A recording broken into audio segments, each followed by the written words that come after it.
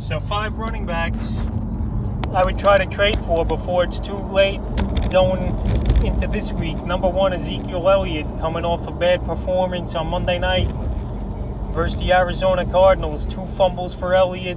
He didn't look good. The burst wasn't there, but come on, this guy's still a top 5 running back talent, maybe even top 3.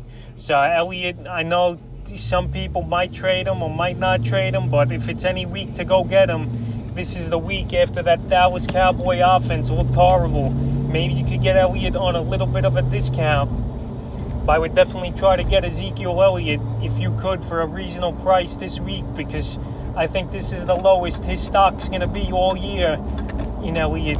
So I definitely would go out there and try to get him. I'd still trust him over most backs, and his schedule gets easier as he's versing the NFC East. 5 more games in that division, starting this week with Washington and then Philly. So the next 2 games, Elliott, he's going to have monster games, I think. No matter who the quarterback is, he's going to run right through those defenses. So he's definitely a guy to go out there and buy right now before it's too late and his stock goes back to what it was before the season. The second guy I'm going to go out there and try to get and trade for before it's too late as well this week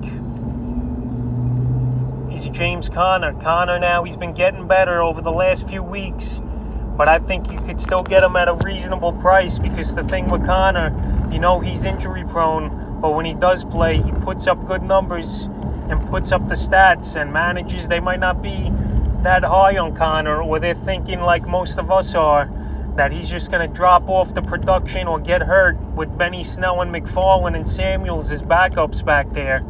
But James Conner, if you could get him at a decent price, this is the time to go get him before he explodes in the next few weeks. So that's the second back I'm trying to trade for right now before his price skyrockets.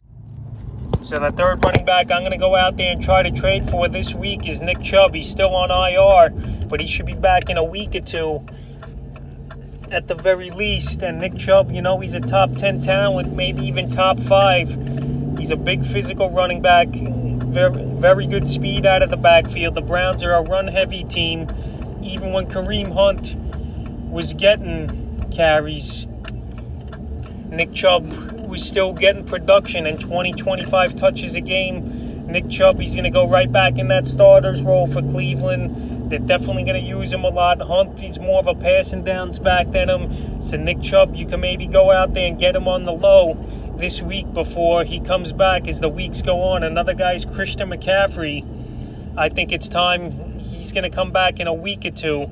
This is the last week you probably could try to make a trade and get McCaffrey, who's a top talent. Obviously, he was the first pick in just about every league this season. And McCaffrey, he's going to get back in the full workload. I'm seeing people thinking him and Davis are going to split. That's not the case. They just paid big money in the offseason for McCaffrey. He's going to go out there. He's going to get all the full work. You can maybe trade like a Will Fuller and a number 2 back to get him, and it's definitely worth the price.